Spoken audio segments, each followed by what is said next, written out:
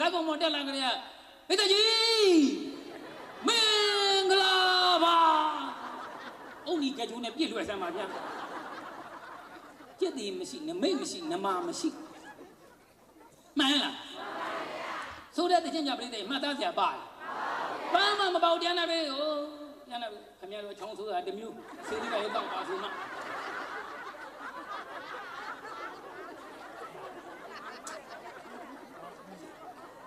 အကျုပ်ကမြည်ရလေကောင်းတာမဟုတ်ဘူးဘုန်းကြီးနာကန့်နေရဘုန်းကြီးကြောက်ရလို့ပြိတ္တိချောင်းတဝဝ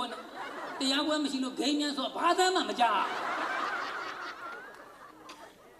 အဲ့တော့ပြိတ္တိကျုပ်အဖြစ်ကလည်းကိတရားသာချင်းသိမင်းလို့သူများကကြောက်အောင်လာအောင်ဖျက်ပြီးဟောင်းနိုင်တာခုတ်ကြိုက်နေတဲ့တန်းကြပြီးအောင်မဟောင်းနိုင်ဘူးအဲ့ဒါကျုပ်ခုတ်ကိုကြိုက်နေတဲ့တန်းနေသူများကကျုပ်ဟောင်းနိုင်တာသူတို့နိုင်အောင်မဟောင်းနိုင်ဘူးအဲ့လိုတရားနာပြိတ္တိဒါကြောင့်ဒကာကြီးတို့ပြောတာကြီးစရာပြောတာမဟုတ်တရားနာပြိတ္တိဒကာကြီးကျုပ်တို့ဟိုးတော့ကအလူတော်မင်္ဂလာရဲ့ကျက်တည်ပြောစီမာနေကြားဘူးတယ်မို့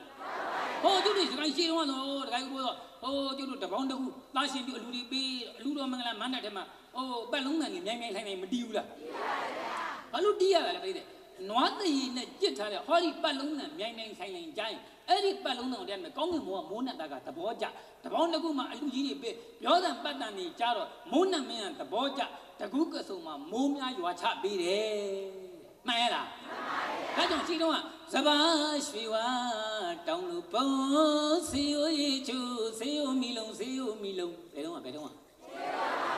အခုတော့မဟုတ်ဘူးတရားနာမည်ပတ်လုံးတန်နေရာမှာတရားမယ်အော်ဂန်တန်နဲ့ဂတာတန်တွေကဖုံးလွှမ်းလာတော့ပြိတ္တိမိုးနဲ့မင်းကမကြိုက်မိုးလီဝသားတွေလည်းခေါင်းမမသိခေါင်းလာပြီအခုကတော့စပါးရွှေဝါ